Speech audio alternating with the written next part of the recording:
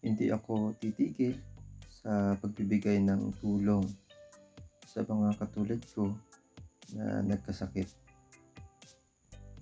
Dahil dama ko kung gaano kahirap ang isang tao na nasasadlak sa takot sa kanilang mga nararamdaman at nararanasan. Tulad ng isa nating kaibigan na nag-comment sa aking ah, huling video. Ito ay si Nieves Benito.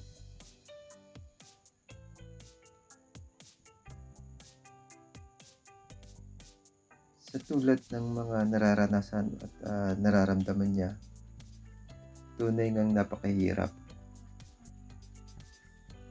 Tulad ng kanyang katanungan, nabanggit at nasabi ko na rin ito sa mga nakaraang mga video, mga vlog na ginawa ko. Naging topic ko na rin ito sa mga ginawa kong vlog.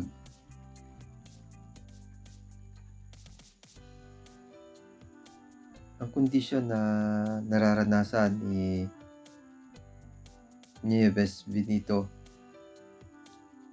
yung palagian na may hangin ang tiyan, yung palagian na ang pakaramdam busog, yung palagian na ang pakaramdam lagi may nakabara sa lalamunan. Isa ito sa karanasan ko na mahirap. Sabi ko mahirap kasi isa ito sa mga karanasan ko na naghahatid ng hilo o lula.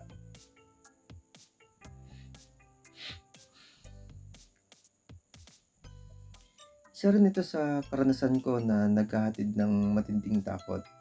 Yung bang parang yung hangin umaakyat hanggang sa ulo. Yung parang ang pakaramdam mo, sasabog o puputok yung ulo mo. Yung iba yung sakit ng ulo na nararanasan at nararamdaman mo. Dito ko na naranasan yung ganitong kondisyon.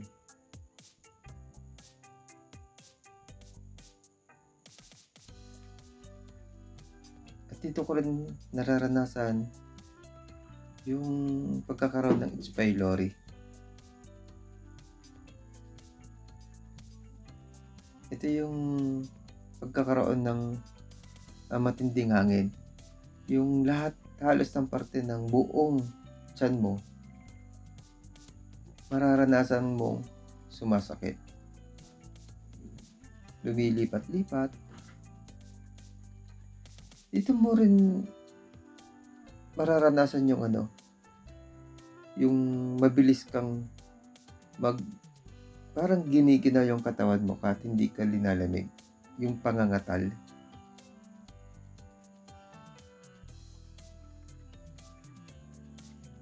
Matindi yung takot na binibigay ng sakit na to.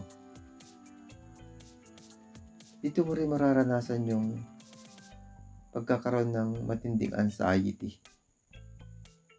Ewan ko kung ano yung dahilan ng reaksyon ng katawan kapag ka may hangin. Oo, totoo yun. Bloated. Isang salita na kala mo simple lang pero napakahirap.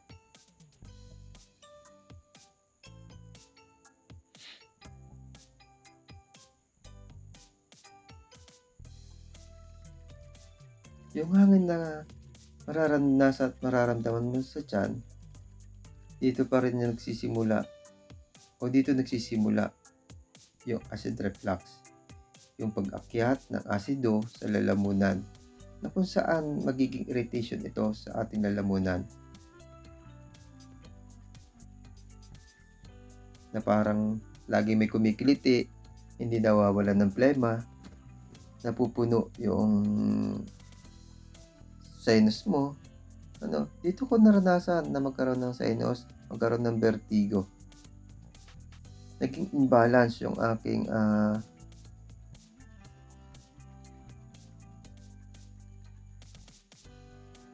pamumuhay.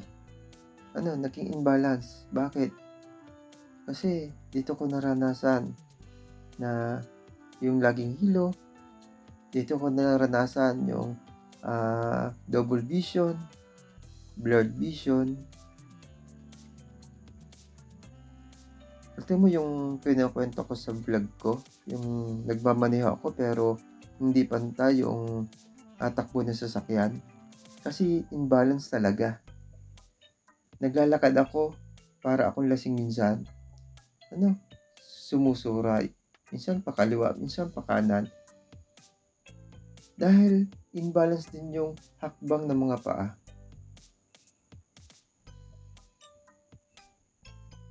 Minsan nagmamaneho ako ng motor, titigil ako. Titignan ko kung flat yung sasakyan ko. Kasi hindi tama yung takbo ng sasakyan ko. Kasi imbalance yung katawan ko. Ganun din sa four wheels. Minsan tumitigil ako sa tabi, i-check ko yung 4 na gulong ng sasakyan ko. Kung hindi siya flat. Kasi ramdam na ramdam ko yung kabig ng sasakyan. Kasi imbalance yung katawan ko. Mabigat yung isang parte ng katawan ko, hindi siya balanse.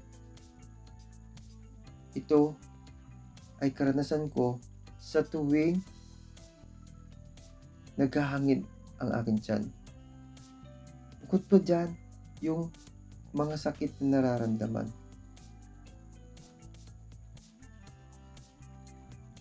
Dahil sa hindi ka makakain ng maayos, tama ang sinabi ng ating kaibigan,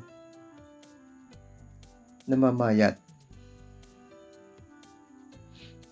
madaling manghina,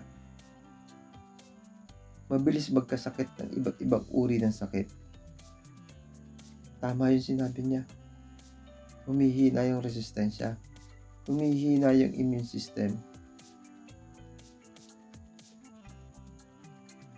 Gusto kong ibahagi sa inyo kung ano yung mga ginawa ko.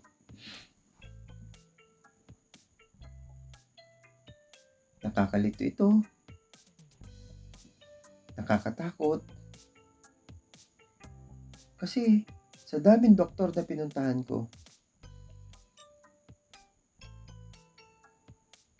wala nakapagbigay ng gamot na sasapat sa nararanasan at nararamdaman ko.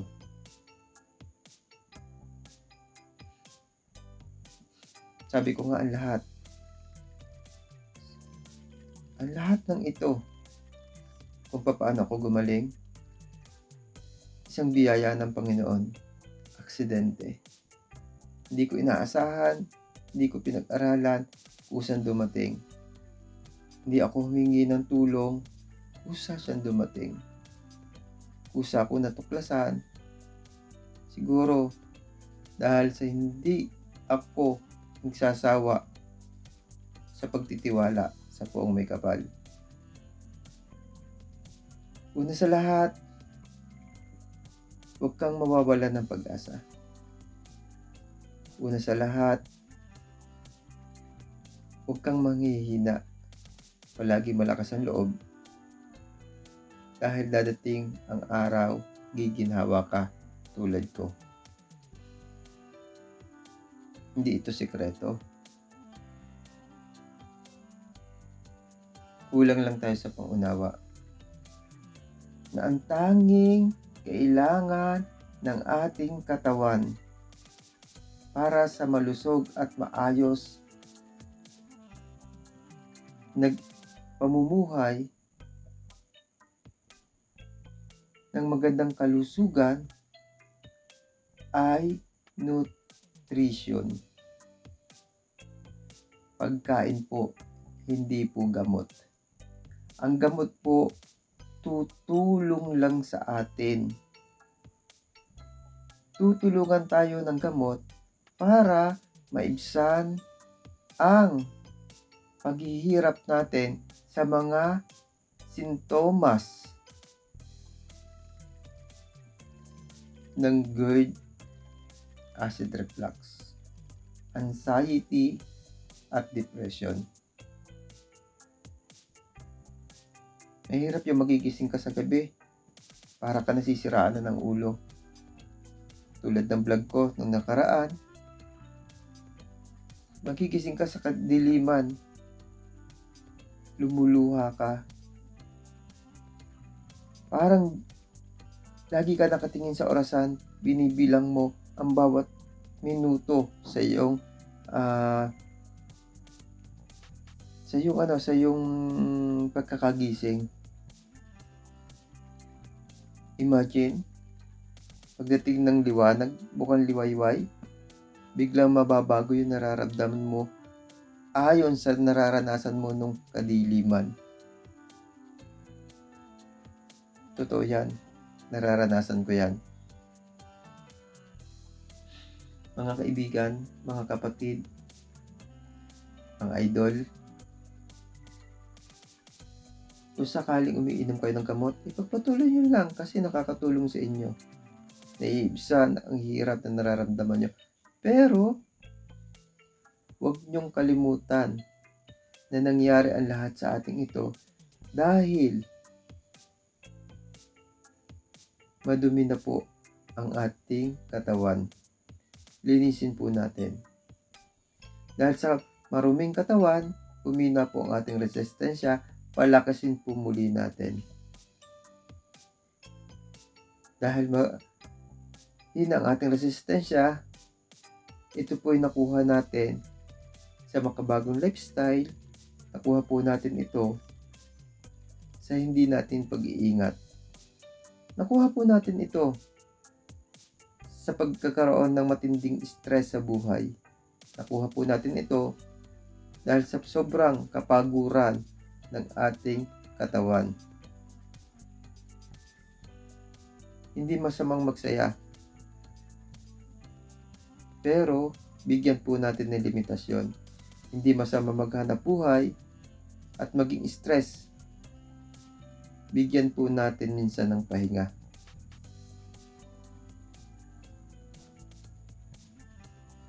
Kaibigan, kung ang loob ng iyong tahanan nalilinis mo, sana ang katawan mo malinis mo. Kasi ito ang magbibigay ng tagumpay sa lahat ng iyong pangarap. Sa pamilya mo at sa buong angkan mo. Tamang lifestyle, minsan gawin din natin. Unahin natin sa tamang pagkain na kailangan ng ating katawan. Yun lang po at mabuhay po tayo. Sana tulad ko, gumaling din po kayo sa GERD, acid reflux, anxiety, at kung mayroon din kayong depression. Bye-bye po at magandang gabi po.